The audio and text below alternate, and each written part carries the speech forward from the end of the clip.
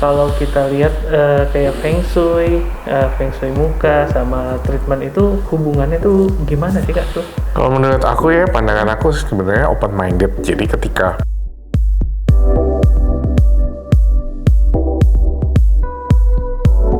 Ya, halo, selamat datang di podcast Sequoia. Hari ini kita kedatangan tamu, Kak Roy. Hai, aku Roy Kiyoshi. Kak Roy, gimana Kak Roy? Akhir-akhir ini sibuk Kak Roy?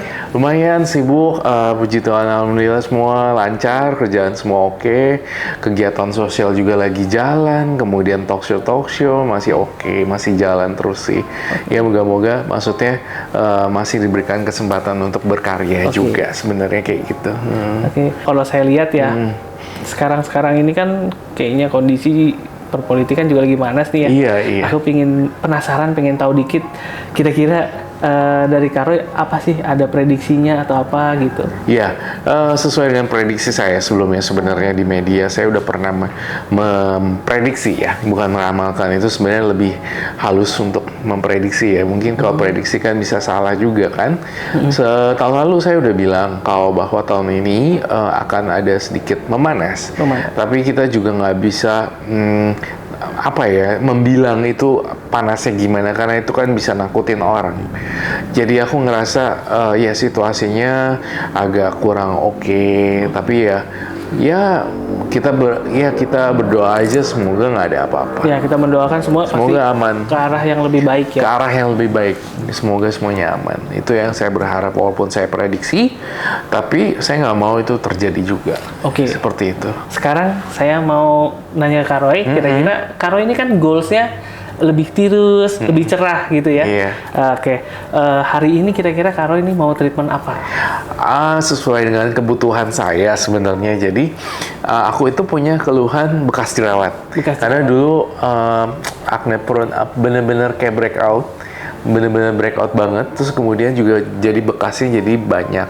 Oleh karena itu saya pengen banget berharap goalsnya tuh lebih glowing, lebih nggak ada bekasnya gitu kan, terus sama lebih tirus karena kebutuhan sesuai kamera. Kadang kalau kita lihat TV sama aslinya, di TV, di media, kamera itu kita terlihat lebih gendut tau sebenarnya. Kayak ngerasa kok kalau di kamera gendut tapi aslinya enggak gitu. Jadi ya pengen banget meso ya dok. Jadi kayak meso sama pico laser.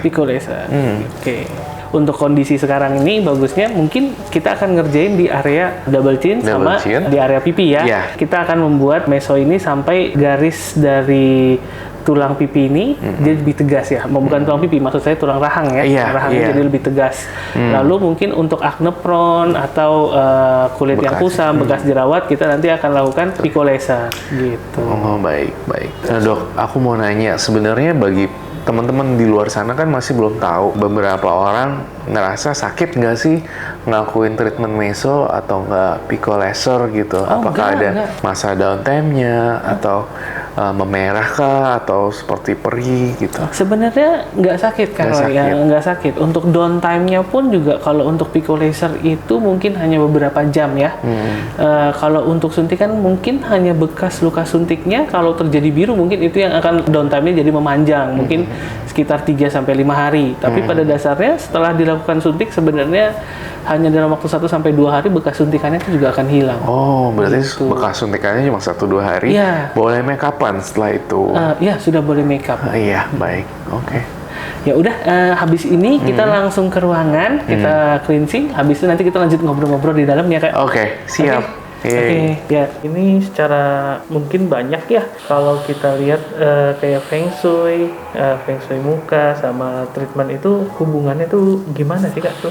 Kalau menurut aku ya, pandangan aku sebenarnya open minded. Jadi ketika kita ngerubah untuk wajah dengan treatment, itu justru akan mencari lebih banyak cuan, karena kan cuan. Jadi kita kalau terlihat bagus di publik, makin laris job kita, menurut aku sih gitu. Jadi pentingnya melakukan treatment dan melakukan satu tindakan yang tentunya harus dilakukan oleh klinik yang berkompeten, seperti Sequoia. Kalau untuk diet itu sebenarnya banyak polanya ya, mulai dari intake makanannya kita kurangin, intake makanan tuh kayak asupan makanan yang masuk ke tubuh kita kurangin. Jadi kita kayak porsinya di setengah atau porsinya 3/4 dikurangin, atau ada yang pola dietnya untuk gulanya dikurangin. Contoh gula ini karbohidrat ya. Karbohidratnya dikurangin, yang diganti dengan apa? Dengan protein sama serat. Itu juga bisa. Atau ada yang orang dengan cara OCD ya, yaitu pola dietnya itu hanya 2 kali makan tapi ada jedanya. Jadi mirip kayak fasting ya, atau bisa disebut intermittent fasting. Ya. Iya, siap. Yang terbaik itu sebenarnya dijadikan pola hidup. Jadi setelah diet, setelah berat badan ideal yang sudah didapatkan, habis itu gaya hidupnya sama pola makannya masih sama. Jadi biar dia nggak kembali lagi. Nah, bagusnya itu ditambah dengan ada aktivitas fisik, olahraga. Nah, itu akan hasilnya biasanya lebih bagus sama bertahan lebih lama. Di samping itu kan jadi badan juga lebih sehat ya. Bener, siap. Dok, saya ngomong-ngomong mau nanya nih dok, tadi kan udah treatment meso, suntik untuk tirus, kemudian juga ada Pico laser. Nah, itu ada maintenance-nya nggak supaya kita itu terlihat lebih maksimal dalam treatment?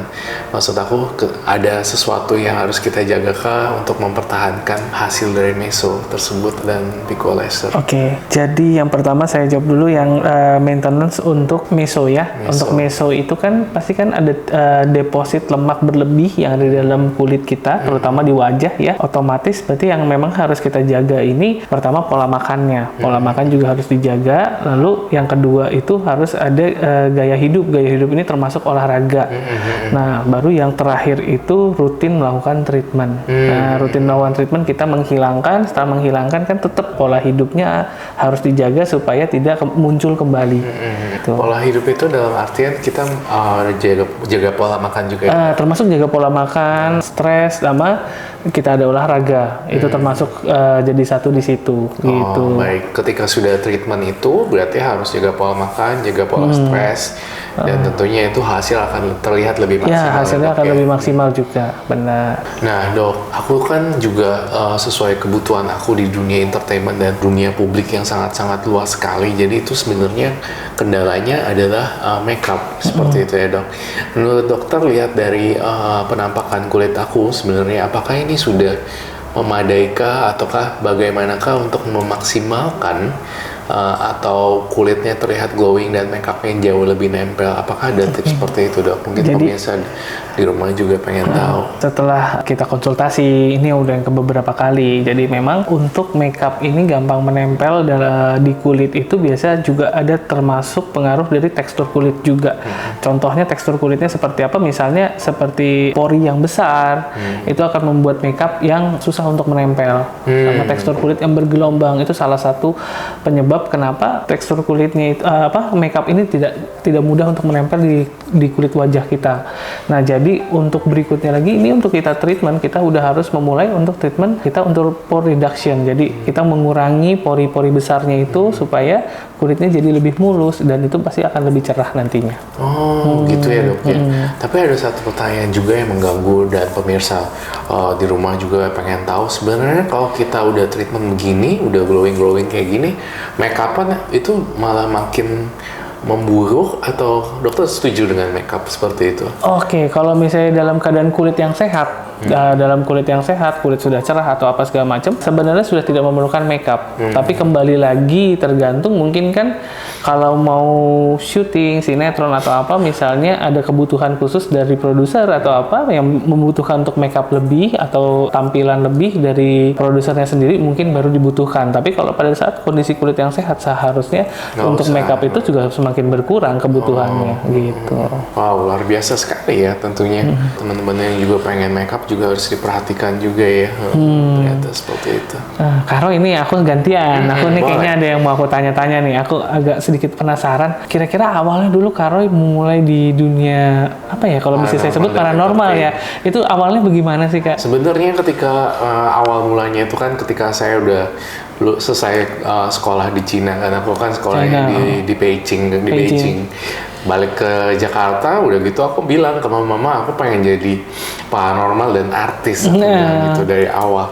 Nah, cikal bakalnya itu pertama-tama tuh cuma sekolah acting dulu dari nol, jadi peran figuran dulu, seliwar yang cuma dibayar berapa sih gitu kan.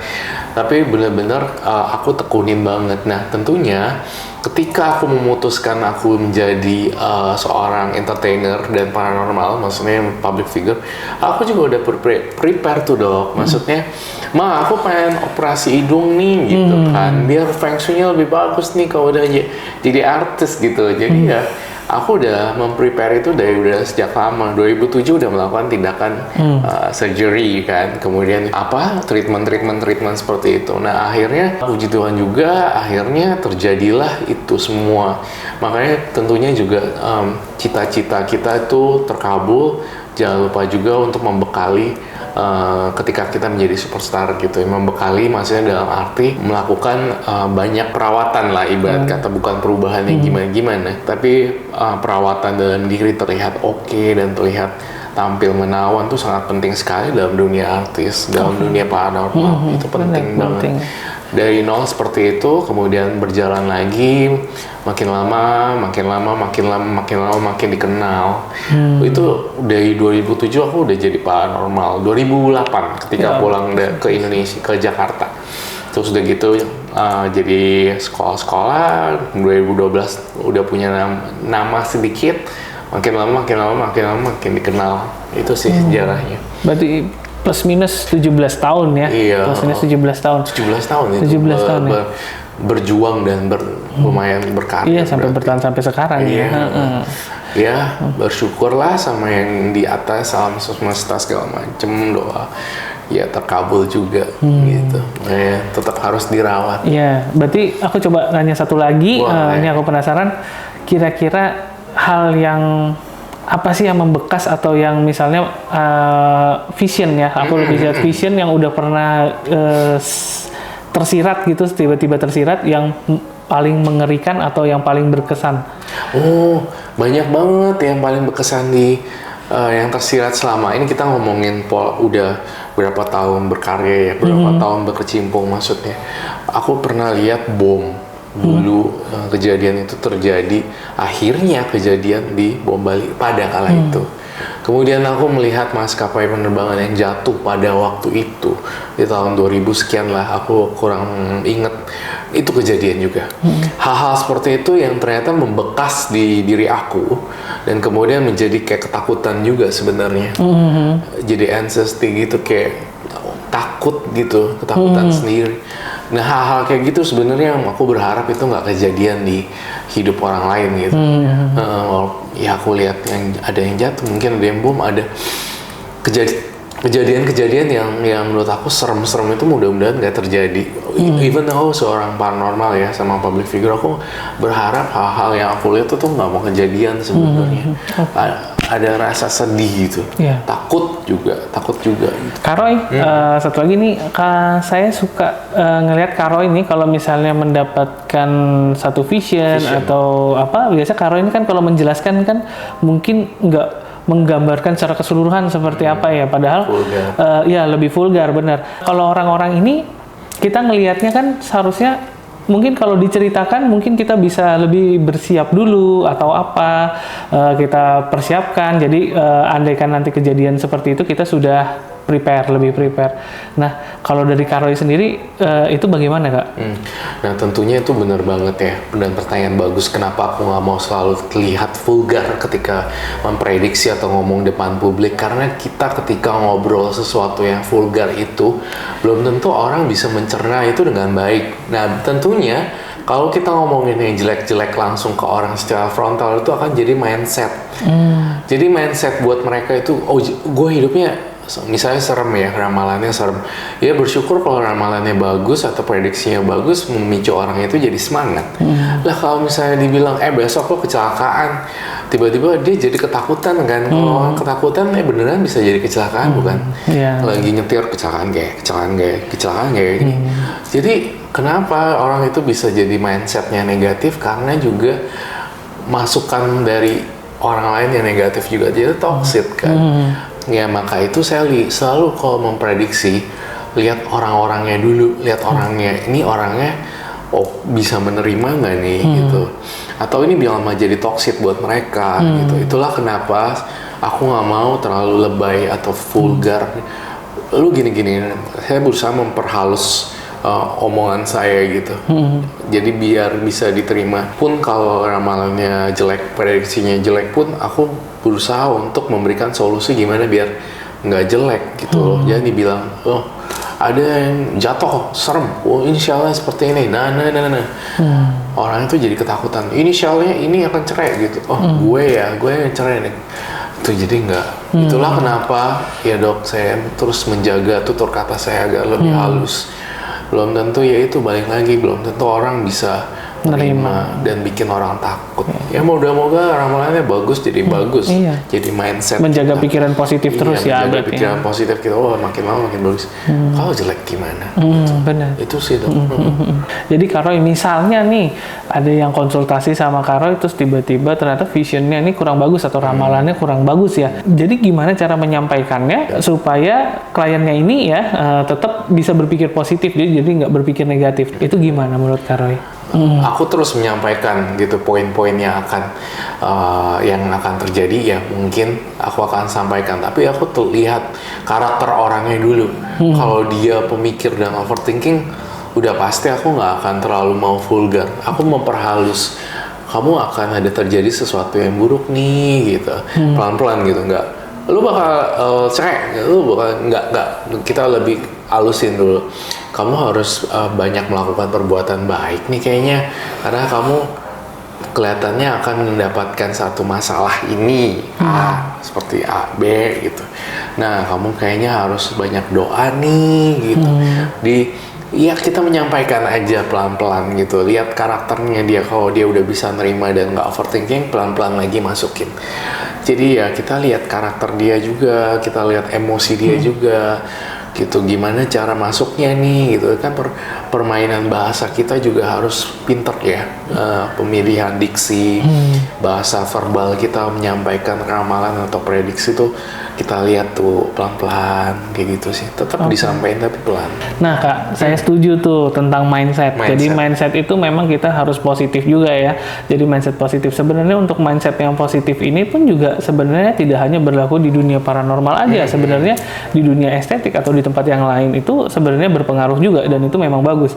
Sebagai contoh misalnya saya ada teman saya, misalnya dia juga ingin melakukan treatment di sini, tetapi misalnya dia sudah melakukan treatment tapi hanya sekali, sedangkan kita sudah menjelaskan misalnya butuh disiplin atau mindsetnya bagus untuk kita pengerjaan biar hasilnya lebih maksimal gitu. Nah itu penting tuh. Kadang memang ada beberapa treatment yang dia nggak bisa instan Kak, jadi memang butuh proses pengerjaannya. Kenapa? Karena proses terbentuknya itu juga tadinya proses juga tuh 10-15 tahun, akhirnya scars ya kan, jadi scars tidak diurus jadinya scars, tapi untuk memperbaikinya juga kita butuh proses, jadi nggak sekali treatment kelar.